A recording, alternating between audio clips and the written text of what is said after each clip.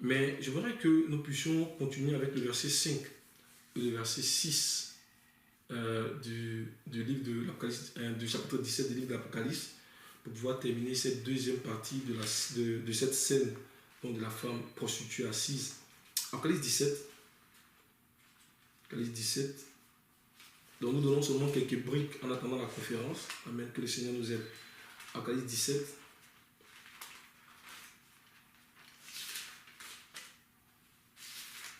Merci Seigneur. Alors, regardons le verset 5. Non, d'abord le verset 4. Verset 4.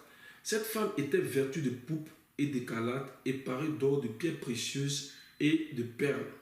Elle tenait dans sa main une coupe d'or remplie d'abominations et des impuretés de sa prostitution.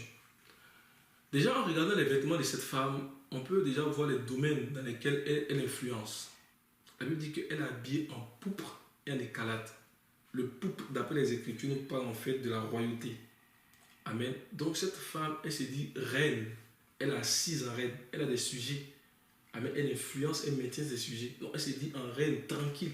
Elle influence, elle administre son vin à ses sujets. Amen. Donc elle se dit reine. Alléluia. Mais aussi, il est aussi dit qu'elle est habillée en pourpre et en écarlate. Le pourpre et l'écarlate nous parlent en fait des vêtements des sacrificateurs. Notamment lorsqu'on regarde dans Exode 28, lorsque Dieu demande à Moïse de faire des vêtements pour Aaron, il dit fais-le en pourpre et en écarlate.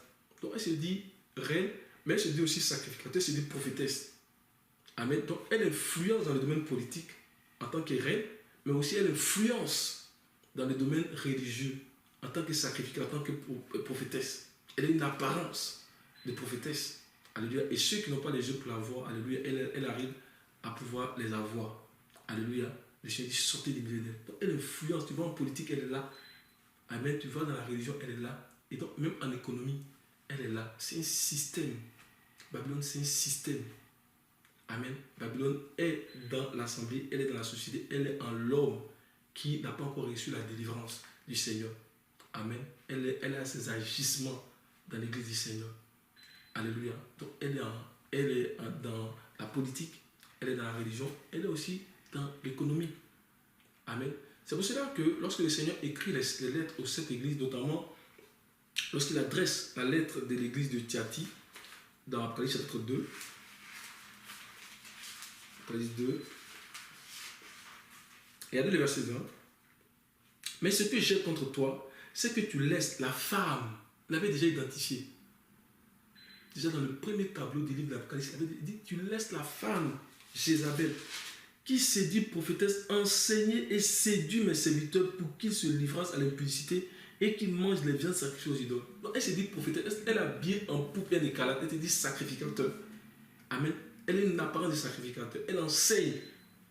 Amen. Mais son enseignement et sa séduction conduisent, alléluia, ceux qui n'ont pas connu l'amour de la vérité, mais ceux qui sont dans l'ignorance, ça les conduit à l'impudicité. L'impudicité, c'est de quitter la véritable adoration, qui est l'adoration de Dieu. La Bible dit Shama Israël Adonai Eloheinu Adonai Echad.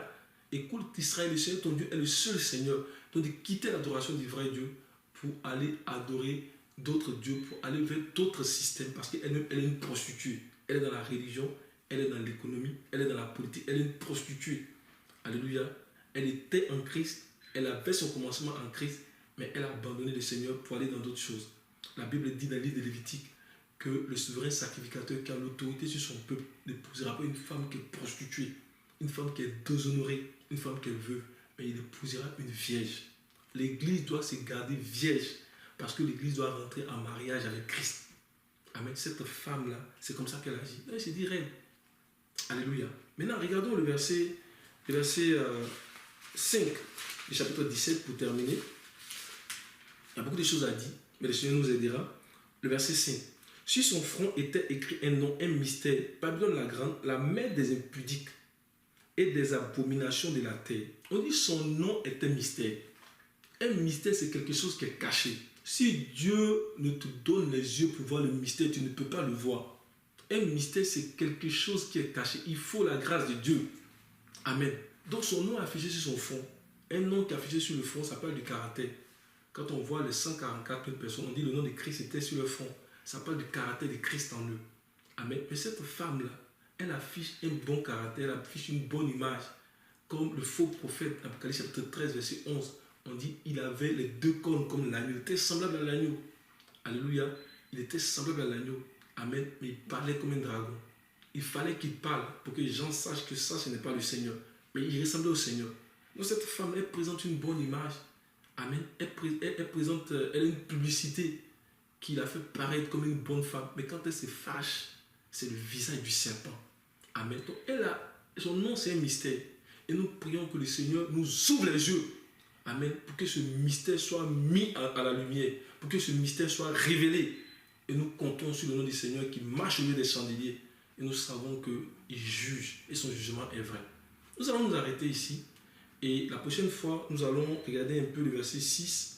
Notamment pour parler de cette femme. Comment est-ce qu'elle boit le sang des saints et le sang des témoins. Et nous allons regarder aussi le verset 7, le verset 8 et le verset 9 et le verset 10. Pour donc regarder la troisième scène assise. Que le Seigneur nous bénisse. Au nom de Jésus. Amen. Merci Seigneur. Amen.